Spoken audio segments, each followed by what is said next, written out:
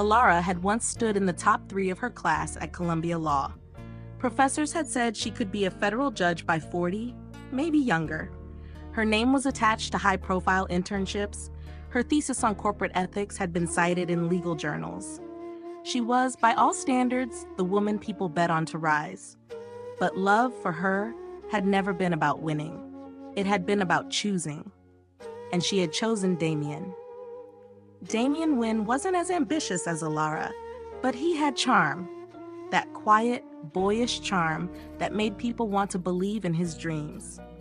He spoke with the confidence of someone who had never been poor, but understood how to mimic the hunger. When he told Alara about his dream of building a tech company that would change the way families connect, she believed him. She gave notice at her firm and moved with him to Oregon, a quiet town lined with pine trees and the kind of fog that made mornings feel like a soft veil. She became the backbone of their home. Damien coded. Alara cooked, cleaned, planned, mothered. She read to Luca every night, turned their spare room into a nursery, turned playroom, turned school corner.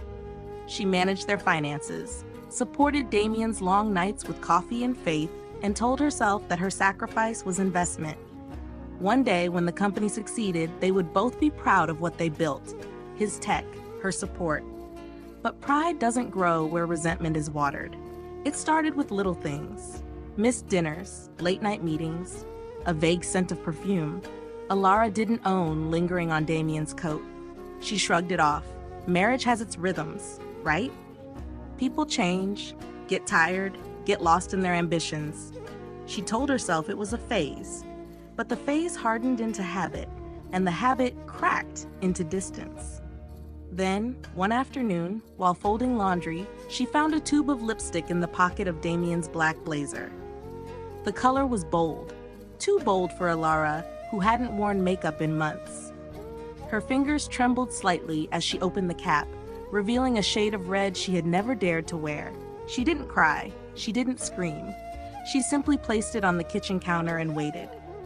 When Damien came home that night, she pointed to it. "Whose is that?" He looked at it for a second too long before shrugging. "No idea? Maybe from the dry cleaners. You know how careless they are." Alara held his gaze, waiting for a crack. But he smiled, kissed her forehead, and said, "Don't overthink, babe. You always do this." That night, lying in bed beside him, she stared at the ceiling and realized that gaslighting doesn't always sound like yelling. Sometimes it sounds like a whisper. Like a hand on your shoulder telling you to doubt your own eyes. Like love weaponized against your sanity. In public, Damien praised her endlessly. "Alara keeps this house together," he'd say at dinners. "I couldn't have done any of this without her." But at home, he withdrew. He'd correct the way she spoke to Luca. He'd call her overbearing when she asked questions. He'd say she was too sensitive when she noticed him scrolling through his phone with a smile at midnight. She laughed less, cooked more, said less, felt everything. She began to wonder if this was how women disappeared, not physically, but emotionally, slowly, quietly. With each, "You're imagining it," with every dismissive pat on the head, a part of her identity slipped away. And yet she stayed. Because love is patient, right? Because marriage is work. Because children deserve a two-parent home. Because maybe, just maybe, it really was her overthinking things. Until one evening, as she helped Luca with a drawing of their family, stick figures holding hands, he drew the woman figure with a crack down the middle. "What's that, sweetheart?" Alara asked gently. He looked up and said, "That's you, Mommy. You're always breaking." That night, Alara walked to the bathroom, locked the door, and stared at herself in the mirror. She ran her fingers over the line of her jaw, the bags under her eyes, the slight quiver in her lips. She wasn't crying, not yet, but the crack was there. The first scar wasn't on her body, it was on her trust, and once it opened, it would never close the same way again. The morning after Luca's drawing, Alara tried to talk to Damien again. She sat across from him at breakfast, watching as he scrolled through his phone, barely touching the eggs she had made. The light in the kitchen was soft, golden, the kind that should have made the moment feel warm. Instead, it only revealed the coldness between them. "I want to ask you something," she said quietly. Damien looked up, his eyes already defensive. "Here we go again." She hesitated. "You're distant. You don't look at me the same. There's something going on, Damien. I need to know what it is." He sighed, set his phone down, and leaned back in his chair. "Alara, I swear, you've got to stop this. You're acting like a paranoid wife from some soap opera. You're imagining things. Always have." "I found lipstick," she said, firm this time, "and it wasn't mine." "Jesus, Alara," he snapped, finally showing something real. Annoyance. "You're seriously hung up on that? You're spiraling. This is why I don't tell you anything. You turn everything into a scene." She didn't answer. She stared at her coffee, stirring it slowly as if silence could keep her from unraveling. But inside, a thread had already snapped. Damien stood, grabbed his keys, and walked out without another word. That week, Alara's phone reset itself in the middle of the night. Photos vanished. Conversations disappeared. Her email locked her out. Luca's school schedule reminders were gone, replaced with strange system messages. When she asked Damien about it, he waved it off. "You're probably clicking on weird ads, or maybe you forgot your password again. You've been tired lately, right?" The way he said it, it wasn't cruel. It was worse. It was casual, like she was fragile, like she needed him to function. But she remembered what she used to be. Alara Wynn had once written case briefs with arguments that bent courtroom silence to her favor. She had survived law school's brutal pace, debates, deadlines, everything. She wasn't fragile. She wasn't crazy. One evening, Damien invited her to a formal gala, his company's investor dinner at a glass-walled venue in downtown Portland.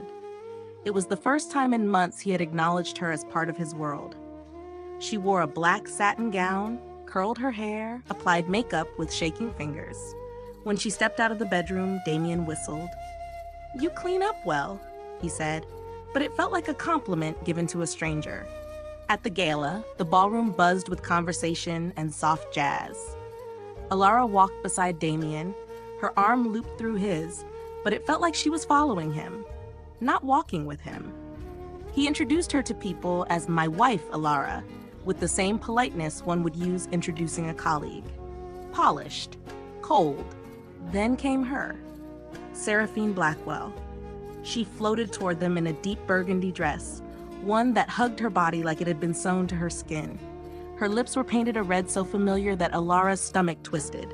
Not just the color, but the exact one. Seraphine's laugh was effortless, her gaze bold, her touch on Damien's arm too comfortable. "This is Seraphine," Damien said, smiling. "She's my business partner." Alara extended her hand. "I've heard your name before."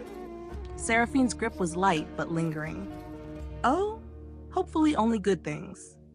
Alara smiled, but her hand trembled slightly. Damien didn't notice. They sat at a round table with 3 other couples. Alara picked at her salad. Seraphine and Damien shared private jokes. Once, Alara glanced up and saw Seraphine mouthing something across the table to Damien, and he smirked, covering it with a sip of wine. Later, while in the restroom, Alara stood by the sink, staring at herself in the mirror. Another woman stepped out of a stall and gasped. "Oh, I'm so sorry. You look like you've seen a ghost." Alara smiled at her reflection. "I think I just met one." That night, back home, she couldn't sleep. Damien lay next to her, snoring lightly, his phone face down on the nightstand. Alara crept out of bed, padded down the hallway, and opened her old filing cabinet. She found a spare flash drive, inserted it into her laptop, and began to save every scrap she had, screenshots, notes, receipts. Then she opened a new document. The title she typed was simple, Truth. She had no plan yet, no revenge, no proof.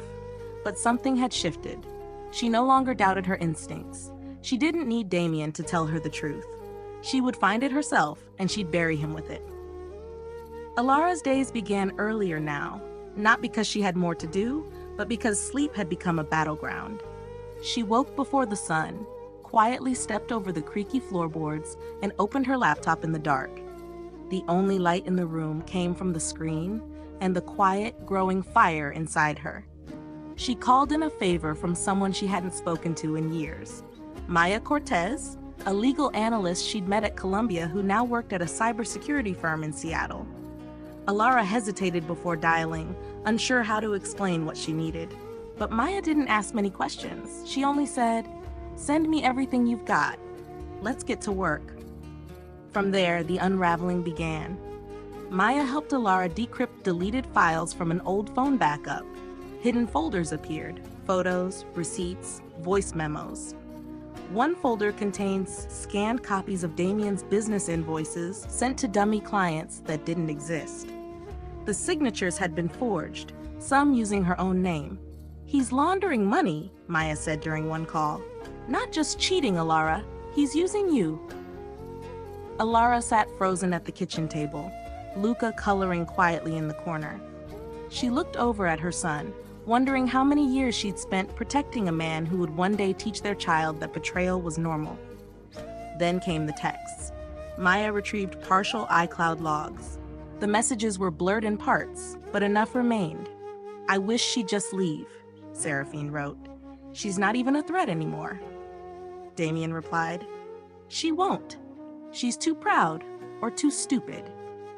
Alara didn't cry. She read the words over and over, memorizing them like scripture.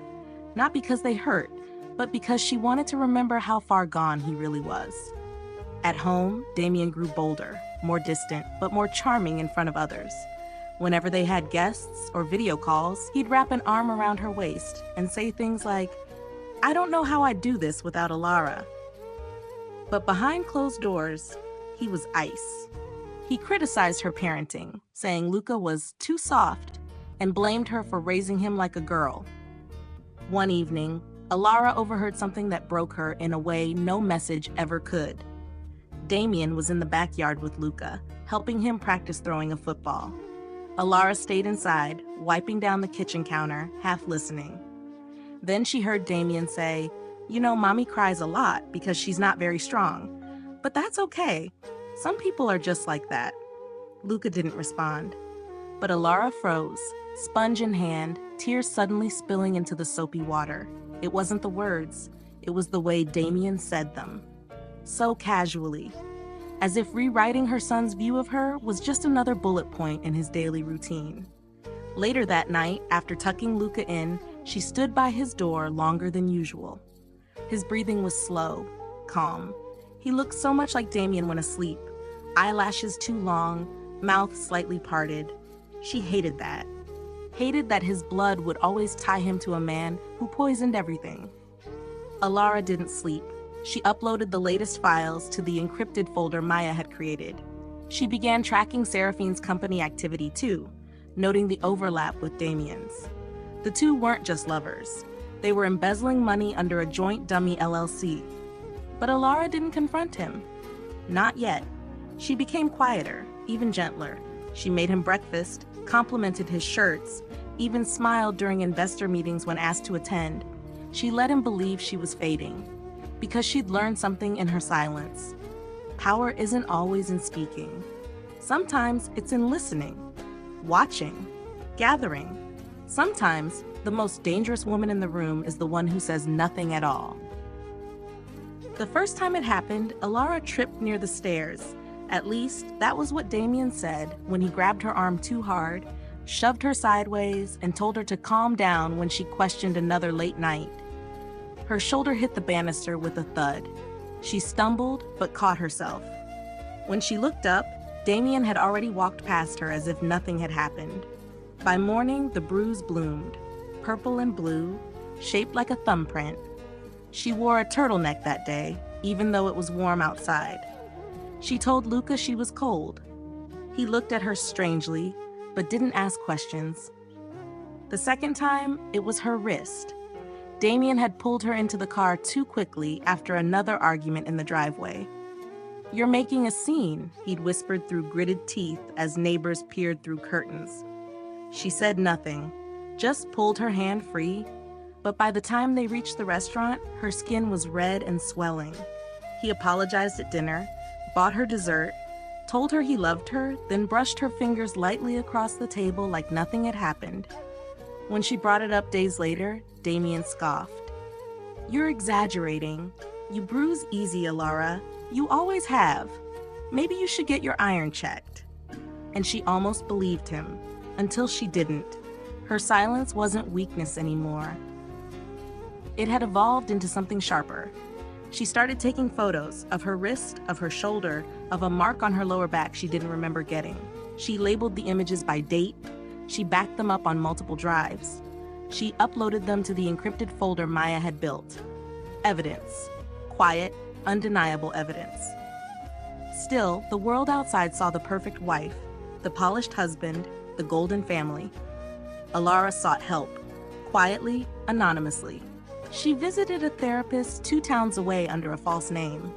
In the soft-lit office, she sat stiffly across from a woman in her 40s with kind eyes and a clipboard. "You're describing what we call covert abuse," the therapist said gently. "Emotional manipulation, gaslighting, isolation. You may not realize it, but you've been conditioned to feel that your instincts are broken. You've been surviving in survival mode for a long time." Alara didn't respond at first. Her mouth felt dry. Her nails dug into her palms. She didn't cry. She didn't want to. But when the therapist handed her a mirror, asked her to look at herself and simply say, "I don't deserve this," the tears came. Silently. Shamefully. Not because she felt weak, but because someone finally gave her permission to feel strong. When she returned home that evening, the house smelled of burnt toast. Damien had tried to make dinner for Luca and left the pan on too long. He was charming again, joking, casual, like her body wasn't covered in invisible fingerprints. She smiled and nodded. Later that night, while Damien showered, Alara stood before the mirror in the master bedroom. She pulled her sleeve down, exposing her collarbone. The bruise there had darkened to a deep, aching purple. She touched it lightly with 2 fingers, not to soothe the pain, but to remember. "You'll remember this one, Damien," she whispered. Her voice didn't shake. Because Alara knew something now. The body can heal, but the soul? The soul turns scars into knives, and one day she would use them. It was a Wednesday morning when Alara met the journalist. They chose a quiet cafe tucked into a corner near the Portland waterfront, a place filled with the scent of fresh espresso and the occasional hiss of steamed milk. She wore sunglasses and a scarf despite the overcast sky. Her hands trembled slightly as she slid the envelope across the table. "This isn't about revenge," she said quietly.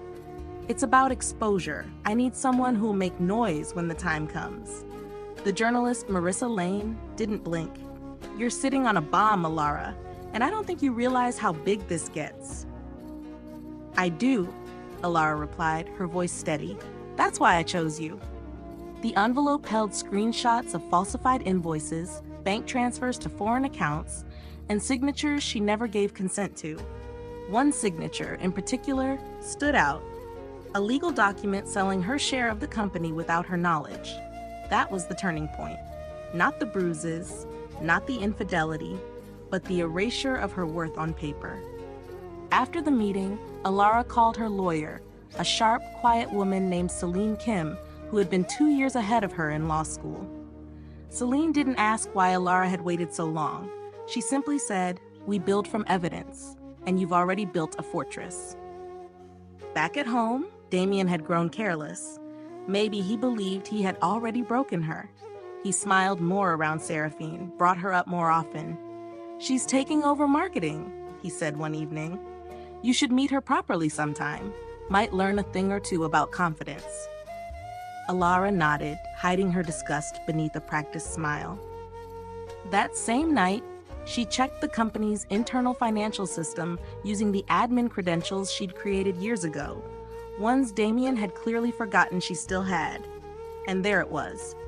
A wire transfer of $800,000 to a numbered offshore account registered in the British Virgin Islands, authorized by Damien, listed as international consulting fee. The recipient, S. Blackwell Holdings. She took screenshots, downloaded the entire financial log, saved it to 3 drives, one for Celine, one for Maya, one she'd hide inside the lining of her old violin case, buried at the back of Luca's closet. Later that night, she sat on the kitchen floor, her knees pulled to her chest, laptop on the tile beside her. The weight of everything pressed in, every lie, every bruise, every night spent smiling through her own erosion. She didn't hear Luca come in. "Mama?" His small voice cut through the silence like a blade. She looked up. He stood in the doorway, clutching his blanket, eyes wide. "Are you crying?" Alara wiped her face with both hands, breathing hard. Then she reached out and he came to her without hesitation. She pulled him onto her lap and kissed his forehead. "I'm not crying because I'm sad," she said softly. "I'm crying because sometimes warriors need to put on their armor too." He blinked at her, confused but comforted. "You're a warrior?" She smiled, her lips trembling. "I am now." From that day forward, Alara was no longer just documenting. She was building a case. She recorded conversations, photographed bruises next to that day's newspaper, tracked every suspicious wire. She even began writing a personal account, her version of the truth, labeled plainly, "The woman they thought was weak." And in every meeting, every quiet recording, every typed word, there was a promise tucked beneath her breath. "You tried to erase me, Damien, but I'm carving my name into the stone of your empire. And when it falls, it'll be because I pushed it." The snow had started falling just past dusk, soft and silent like feathers over the winding mountain road. Alara's hands gripped the steering wheel tightly as she drove further into the trees, the rental car humming beneath her. She hadn't told anyone where she was going. Not Celine, not Marissa, not even Maya. This moment was hers alone. She'd followed Damien's calendar by accident at first. It was synced to their shared tablet, something he had long forgotten. The entry was vague. Client retreat, Whisper Pines cabin. But she recognized the name. They'd vacationed there once, back when things were still warm between them. She remembered the fireplace, the pine-smoked air, the way Damien used to brush snow off her coat and say she looked like a storybook wife. That night, she watched them from the dark tree line. The cabin glowed golden through the snow-covered windows. Inside, Seraphine twirled in her burgundy dress, the same one she wore at the gala, and Damien laughed, eyes following her like she was everything Alara used to be. Candles flickered on the dining table, wine glasses clinked, and then Damien pulled out something small from his coat pocket. Alara leaned forward, her breath catching. It was a ring, her mother's ring. A vintage sapphire set in rose gold, her only inheritance from the woman who'd raised her alone and died too soon. She'd told Damien once, "Don't ever give this away, not even to me. It's the last thing I have of her."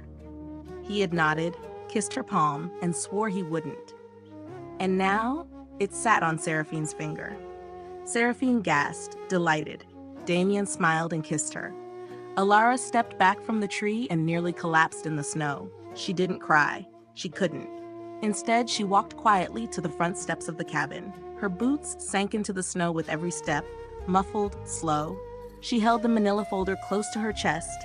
Inside, copies of financial records, photos, bank transfers, texts, everything. She placed it on the welcome mat under the lantern light and added a single handwritten note. "I built this empire in silence.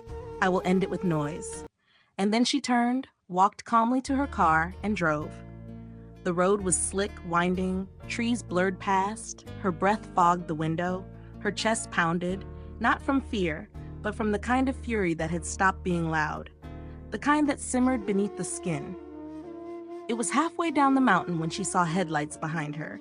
They swerved suddenly, too fast, too sharp. The tires didn't catch.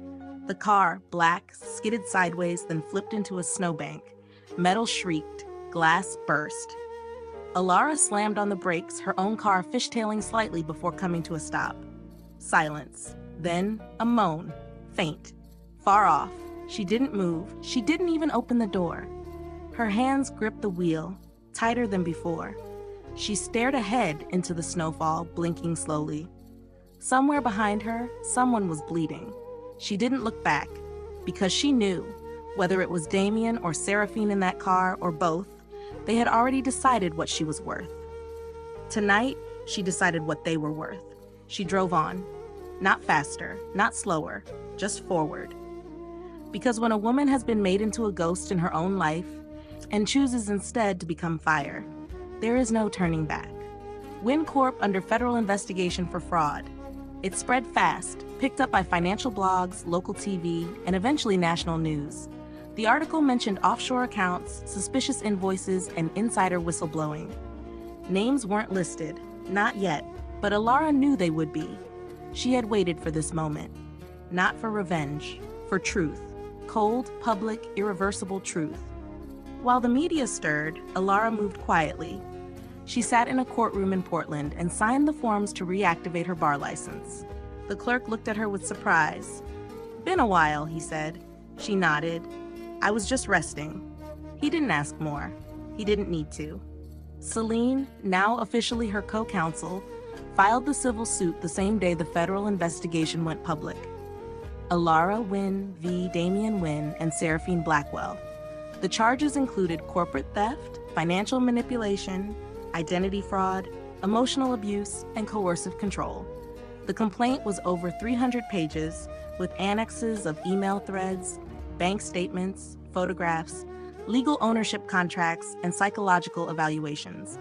Every page was signed with Alara's full name. The file dropped into Damien's world like a thunderclap.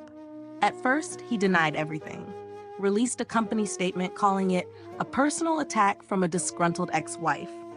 But investors weren't convinced. Auditors were brought in, and when they saw the raw data Alara's team had provided, numbers that matched offshore wire transfers, contracts forged in her name, they began pulling out. Seraphine vanished within days. No forwarding address, no statement, just silence. Rumors swirled she had gone to Spain or Dubai, or maybe somewhere even quieter. Her apartment was emptied, her social media scrubbed. She became a ghost. Damien stayed, arrogant, confident. He continued attending board meetings, brushing off questions. "My wife has a history of instability," he told one shareholder. "This is nothing but noise." But the noise grew louder, until one Monday morning, in a glass tower in downtown Portland, during a live-stream shareholder meeting, federal agents walked into the room mid-sentence. Damien stood at the podium, mid-pitch, explaining quarterly projections. Then came the words, "Damien Wynn, you are under arrest for conspiracy to commit fraud, corporate theft, and obstruction of justice." The room froze. Cameras kept rolling, and Alara stood quietly in the back row behind the glass wall, hands folded in front of her. She didn't move, didn't blink. As Damien was handcuffed and led past her, he caught her eye. She didn't smile, didn't gloat. She just breathed. In, out, calm, still. Because this wasn't a victory dance. This wasn't fireworks or applause. It was justice. Cold, earned, precise. Outside the building, reporters crowded the sidewalk. Alara walked through them, untouched. Some called her name, others shouted questions, but she didn't answer. She slid into the backseat of a waiting car and looked at her reflection in the window. No makeup, no bruises, just her face, worn, clear, quiet.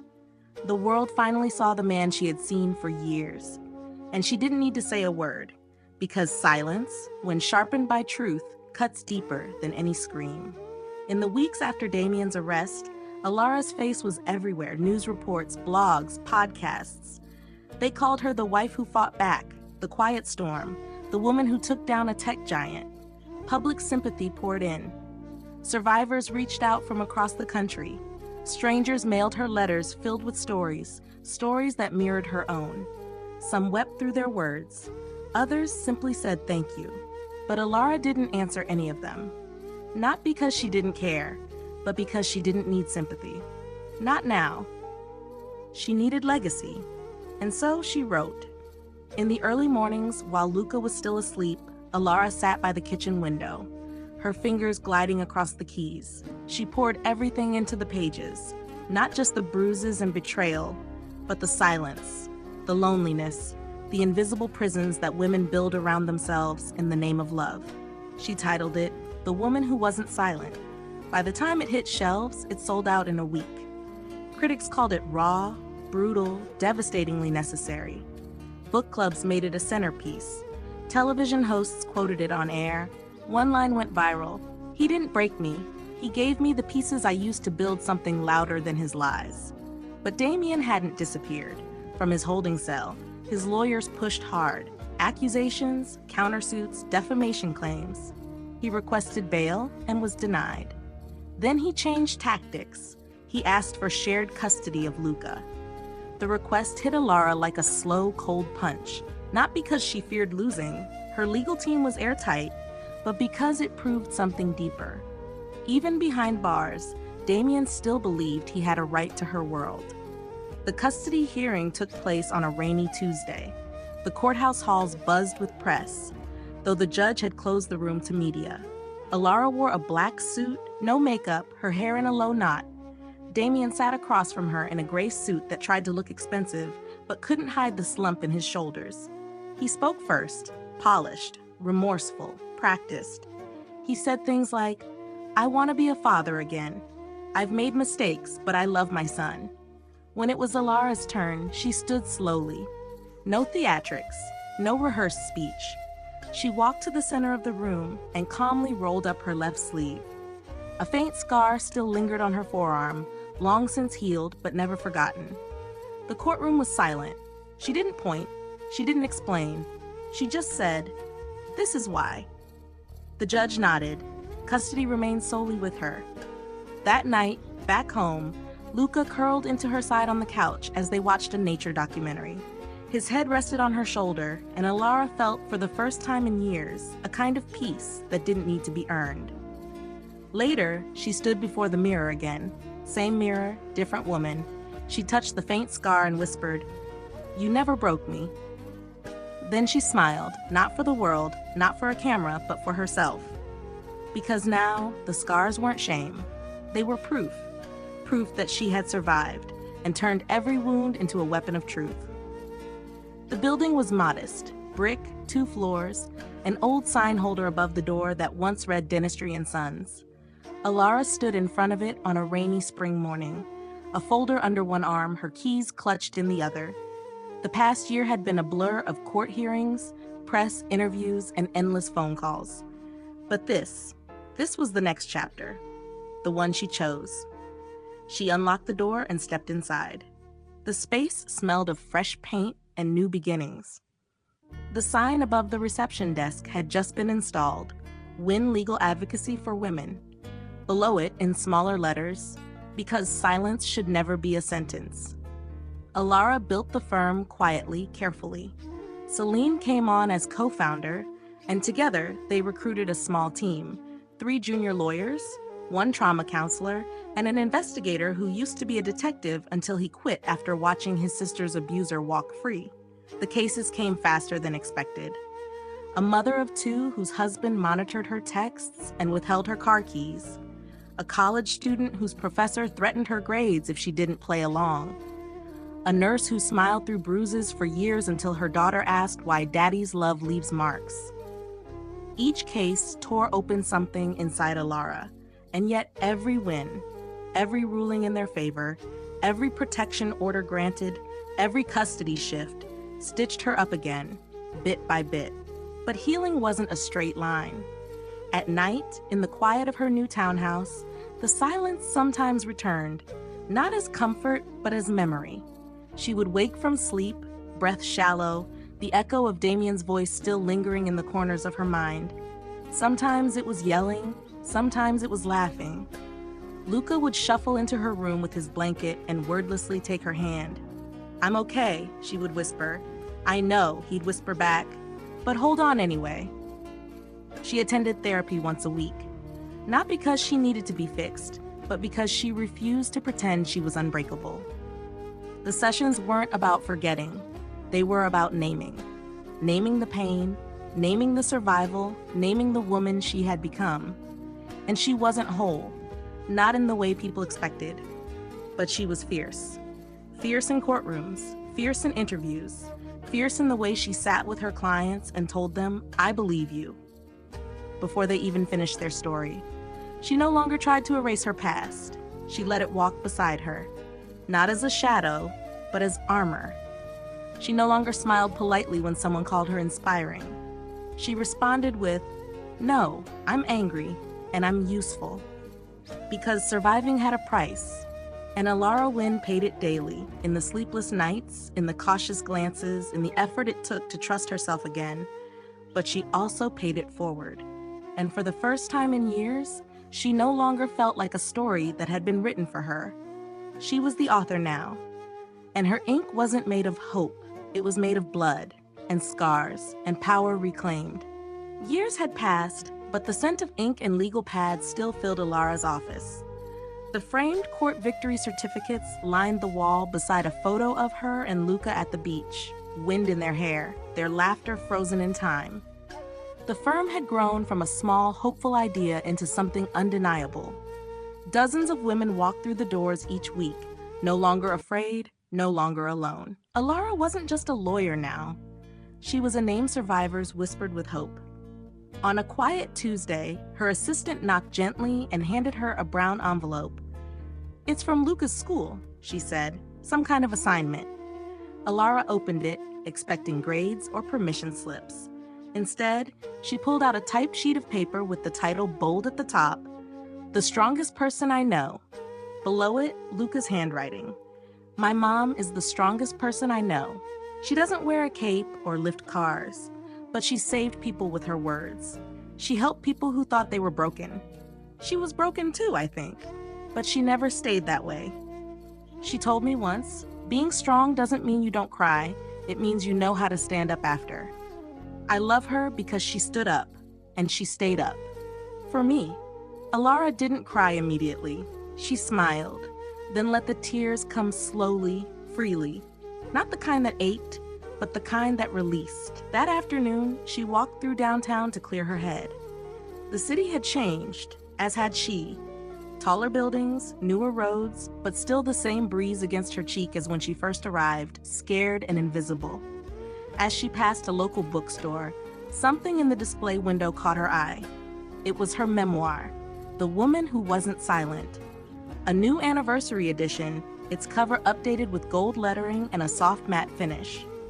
It stood between biographies of women presidents and poets. She stopped. For a long moment, she looked, not at the book, but at her reflection in the glass. The woman staring back wasn't flawless. She had faint lines near her eyes now, a strand of silver in her dark hair, and a quiet strength in her posture that didn't need to be performed. She no longer wore the weight of her past like chains. She wore it like a crown. Sunlight warmed her face as she whispered, almost to herself, "I bled, but I lived." Then she turned and walked away, heels clicking steadily on the sidewalk, not toward anything new, not running from anything old, just walking, strong, whole, herself. Because the wounds hadn't destroyed her, they had delivered her.